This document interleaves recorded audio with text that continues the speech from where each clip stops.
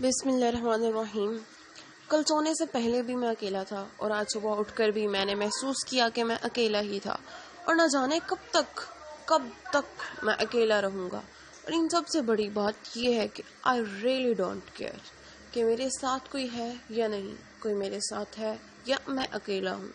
مجھے اکیلا رہنا اچھا لگتا ہے کیونکہ جب آپ لوگوں کے بیچ میں رہتے ہیں نا تو آپ آزاد نہیں رہتے۔ جیسا ماحول تو آپ آزاد نہیں رہتے، جیسا ماحول آپ کے ارد گرد، جیسا لوگ سوچتے ہیں آپ کے ارد گرد، اس کا اثر کہیں نہ کہیں آپ کے دماغ پر ضرور پڑتا ہے۔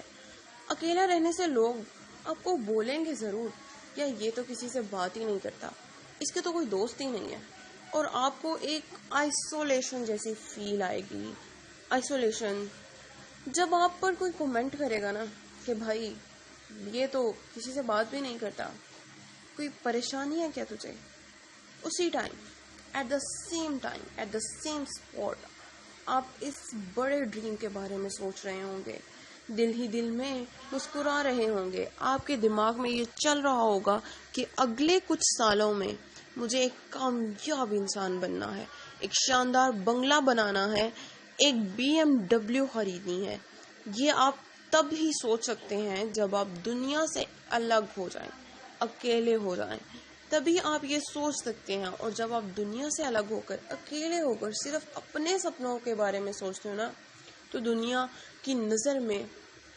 پاگل پن سا بن جاتے ہو۔ آپ کہتے ہیں کہ یہ تو پاگل پن تاری ہو گیا اس پہ، لیکن صحیح معنی میں آپ ایک اصلی انسان تبھی بنتے ہو جب آپ خود کے لیے، اپنے لیے، دنیا کے کسی بھی دوسرے کام سے زیادہ اہمیت آپ کے اپنے ڈریمز ہوتے ہیں، کسی انسان سے زیادہ اہمیت آپ ڈریمز ہوتے ہیں، تب آپ صحیح معنوں میں انسان بنتے ہو۔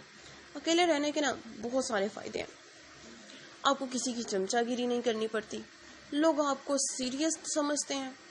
جھنڈ میں تو بھیڑی بکریاں ہی چلتی ہیں بھیا، اکیلا تو شیر ہوتا ہے جو پہاڑ کی چوٹی پر بیٹھ کر پورے جنگل کو کھنکار کر کہتا ہے دیکھو آج میں جنگل کا راجا ہوں۔ میں رہنا تو آپ کو کبھی بھی شیر نہیں بنا سکتا، جھنڈ میں رہنا آپ کو کبھی بھی شیر نہیں بنا سکتا، اور اکیلے رہنا کبھی بھی آپ کو بکری نہیں بنا سکتا، کیونکہ اکیلے چلنے کے لیے ہمت چاہیے ہوتی ہے، اور اکیلا چلنے کے لیے دل میں شیر جیسا حوصلہ ہونا چاہیے۔ جہاں پر آپ کی ایکسپیکٹیشنز بڑھنے لگتی ہیں نا دوسروں سے، اسی میں آپ ایک الگ ہونے لگ جاتے ہو، آپ اپنے آپ سے الگ ہونے لگ جاتے ہو، خود سے، اور جتنے آپ خود سے الگ ہو جاتے ہو نا اتنا ہی آپ اپنے ڈریم سے دور بھاگتے ہو، آپ اپنے بڑے بڑے سپنوں کی کمپلیشن سے رہ جاتے ہو، اپنے ٹارگٹس کو اچیو نہیں کر پاتے ہو۔ اور بھائی لونلیس کا مطلب دکھی ہونا نہیں ہے، یہ کبھی بھی کہیں بھی نہیں لکھا ہوا۔ لونلیس کا مطلب، صحیح مطلب، اکیلے رہ کر اپنے سپنوں کے بارے میں سوچنا، اپنی ڈریم پہ فوکس کرنا، اپنی ہیپینس کے بارے میں سوچنا، اپنے ٹارگٹس کو اچیو کرنے کے بارے میں سوچنا۔ ایک شیر کو دیکھ کر آپ کو کبھی یہ احساس نہیں ہوتا کہ وہ اکیلا ہے۔ شیر کو آپ جتنا اکیلا دیکھیں گے